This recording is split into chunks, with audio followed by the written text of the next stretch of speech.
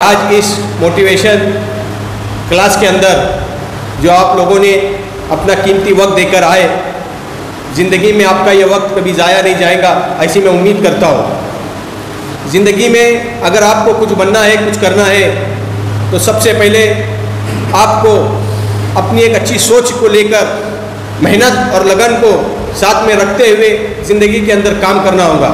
अगर ये सब करने की सलाहियत आपके अंदर है तो एक दिन आप कुछ ऊंचाई पर पहुंचेंगे, जिस ऊंचाई के आप सपने देखते हैं। लेकिन उसके लिए ज़िंदगी के अंदर आप किसी का भी इतिहास पढ़ लो, कोई आदमी ऑटोमेटिक शॉर्टकट मार के कभी उस पायदान तक नहीं पहुंचा जहाँ तक कि उसने सपना देखा था।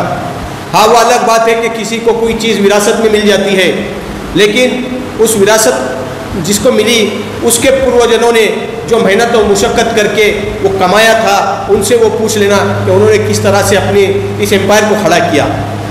और ये सब ज़िंदगी की जद्दोजहद करते वक्त आदमी को ऐसे ऐसे डिप्रेशन से भी गुजरना पड़ता है कि जिसकी वो कभी गुंजाइश नहीं करता। ऐसे हालात ना चाहते हुए भी उसके ऊपर हालात आते हैं। और याद रखना, ज़िंदगी में हालात आपको अड़ाने के लिए नहीं, आपके हौसला बढ़ाने के लिए वो हालात आते हैं। अगर उस हौसले को, उस हालात से आपने डर कर ख़त्म कर दिए तो आपकी ज़िंदगी तबाह बर्बाद हो जाती है। लेकिन वो आए हुए हालात के ऊपर अगर आपने मात किया और उस हालात के सामने लड़ा तो एक दिन कामयाबी आपके कदम चूमती है।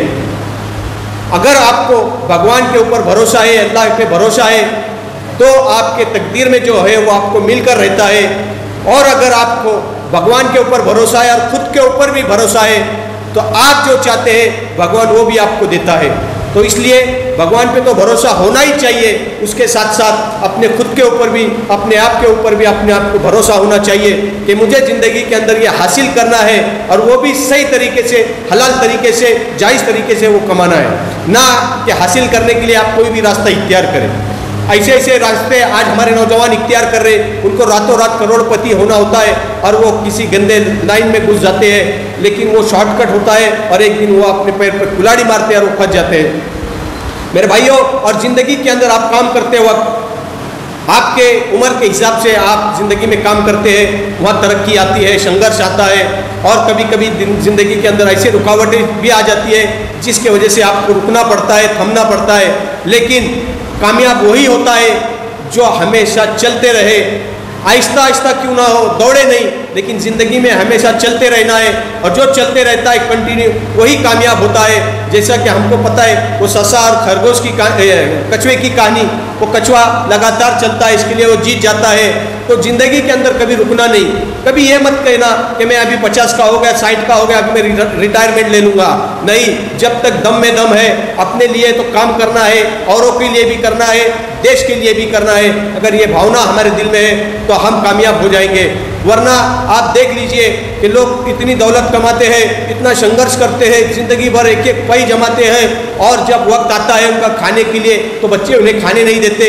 इसका मतलब ये है कि हम जिसके लिए कमाते हैं एक दिन सब के सब वो पूरा ले लेते हैं और पेरेंट्स को घर से बाहर निकाल दिया जाता है। तो आज हमारे हिंदुस्तान के अंदर भी एक एक ऐसे वृद्धाश्रम है जिसके अंदर हम जाकर देखेंगे तो किसी का बच्चा इंजीनियर है, तो किसी का बच्चा डॉक्टर है और उनके माता पिता वृद्धाश्रम में पड़े हुए हैं। तो मैं यहाँ पर आए हुए तमाम हजरात से कहना चाहता हूँ कि अपने आप को संभालिए, अपने आप का निरीक्षण कीजिए कि मैं जो कर रहा हूँ वो कितना लायक है, जो मैं करने जा रहा हूँ उससे कितना फ़ायदा है। आप तो बच्चों के लिए कमाते हैं, लेकिन आपका हक उन गरीबों पे भी है जो गरीबों के आंख पे पहनने के लिए कपड़ा नहीं है, जो गरीबों के लिए खाने के लिए रोटी नहीं है। ये आपका हक बनता है कि आप उनका के लिए कुछ ना कुछ सोच रखे जाएंगे।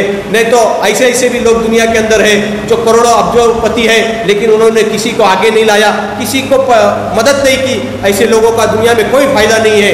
कामयाब तो वो है जो खुद कामयाब बने और अपने साथ हजारों लाखों लोगों को ले जाए और कामयाबी हासिल करे, उसको सही मायने में कामयाब इंसान कहते हैं। आप इतिहास उठाकर देख लीजिए, जिन दुनिया के अंदर ऐसे ऐसे महापुरुषों का जहाँ हम नाम लेते हैं जिन्होंने अपने लिए नहीं बल्कि परिवार के लिए नहीं, लोगों के लिए, समाज के लिए और देश के लिए ऐसा करके जाए कि हमारे जाने के बाद लोग हमें याद करें, घर वाले नहीं बल्कि समाज हमें, देश हमें याद करे। ऐसा कुछ कर कर हम जाएंगे तो हम सही कामयाब हो जाएंगे। इतना ही मैं यहाँ पर आप लोगों के सामने कहना चाहता हूँ। मुझे यहाँ पर बोलने का मौका दिया, मैं उन तमाम लोगों का शुक्रिया अदा करता हूँ और जाते जाते इतना ही कहना चाहता हूँ, मंजिलें उन्हीं को मिलती है जिनके सपनों में जान होती है, मंजिलें उन्हीं को मिलती है जिनके सपनों में जान होती है। यूं ही पंख होने से कुछ नहीं होता, हौसलों से उड़ान होती है। धन्यवाद। जय हिंद, जय महाराष्ट्र।